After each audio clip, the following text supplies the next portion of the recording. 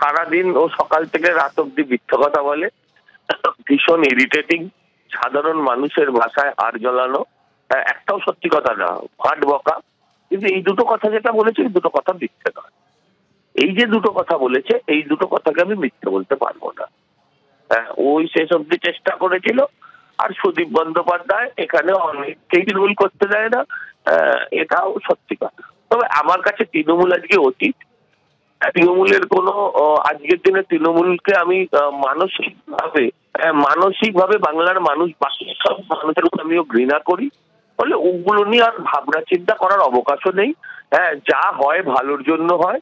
ফলে আমি মনে করছি যে আজকে আমি বেরিয়ে এসেছিলাম, তার জন্য আমি সুদীপ বন্দ্যোপাধ্যায়কে থ্যাংক ইউ বলবো।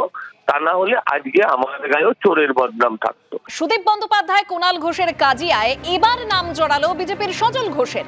সজল ঘোষ একটা স্বীকৃতি চেয়েছিল, সুদীপরা সেটা হতে দেননি।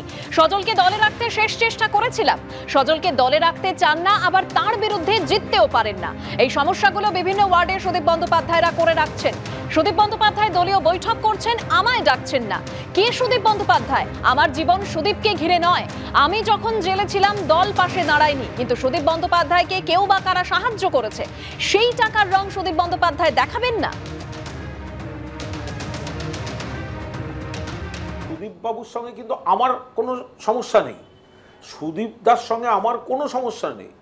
আমি বলছি এই 5-6 দিন আগে আমি ঠিক যে পার্টি অফিসে যে জায়গাটা বসে কথা বলছি, এই জায়গাটা উপচে পড়েছিল ছেলে অন্য একটি ওয়ার্ডের। রাস্তা বন্ধ হয়ে গেছিল, এত ভিড়। সাংসদের কাছে গিয়ে ন্যায় বিচার না পেয়ে আরও কেউ ওখানে অন্য জায়গায় যায়, তারা আমার কাছে এসেছিলেন, আমি তাদের পাশে দাঁড়িয়েছি। এইগুলোতে সাংসদ রেগে যাচ্ছেন। উত্তর কলকাতার বিভিন্ন পকেটগুলোতে বিভিন্ন সমস্যা তৈরি হচ্ছে। আপনি বলুন তো, এই যে 50 নম্বর ওয়ার্ডে কাউন্সিলর সজল ঘোষ, ও একটা স্বীকৃতি চেয়েছিল, একটা কাজ চেয়েছিল, সুদীপ দ্বারা সেটা হতে দেননি। সজলকে দলে রাখার আমি শেষ চেষ্টা করেছি। তাহলে সুদীপবাবু, আপনি এত বড় নেতা, আপনি সজলকে থাকতে দেবেন না, আবার সজল উল্টো দিকে দাঁড়ালে আপনি এবং আপনার স্ত্রী তাকে হারাতেও পারবেন না।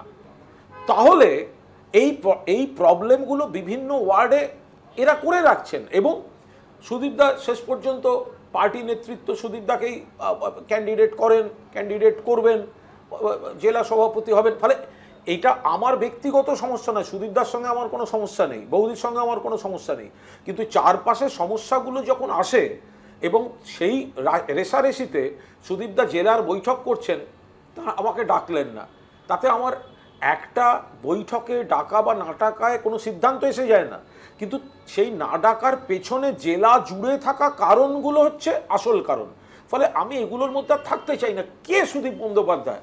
আমার জীবনটা সুদীপ বন্দ্যোপাধ্যায়কে নিয়ে নয়। আমি এই শারীরিক মানসিক ইরিটেশন আমি নেব না। আমি আবার একটা কথা বলছি, এই যে সাংবাদিকদের অ্যারেস্ট করা হচ্ছে, আমি দাঁড়িয়ে দাঁড়িয়ে ডিফেন্ড করছি সেই অ্যারেস্ট করাগুলো, কিন্তু আমি খুব দায়িত্ব নিয়ে বলছি, যখন এই অ্যারেস্টগুলো হয় বা কোনো কেস দেয়া হয়, আমার মধ্যে একটা মেন্টাল প্রবলেম হয়, আমার একটা মানসিক প্রবলেম হয়। সেই প্রবলেমে আমি দেখতে পাই যে বিনা দোষে আমাকে কিভাবে আমাকে হেনস্থা করা হয়েছিল। আমি যখন আইনি লড়াই লড়েছি, আমাকে পার্টি 1 নয়া পয়সা সাহায্য করেনি, কারণ তখন তো পার্টির মুকুলদা ফুলদা যারা দায়িত্বে ছিল তারাই তো আমার পেছনে পুলিশ লেলিয়ে দিয়েছিল, রাজীববাবু ভালো বলতে পারবেন। কিন্তু সুদীপ বন্দ্যোপাধ্যায়কে কেউ বা কারা সাহায্য করেছে, তো সেই টাকাটার রংটা সুদীপ বন্দ্যোপাধ্যায় দেখাবেন না? সেই টাকাটার রং সুদীপ বন্দ্যোপাধ্যায় দেখান। আমি বলছি আমি তদন্ত চাই। আমি একবারও বলিনি যে ওটা, আমি বলেছি whether it is fact or not.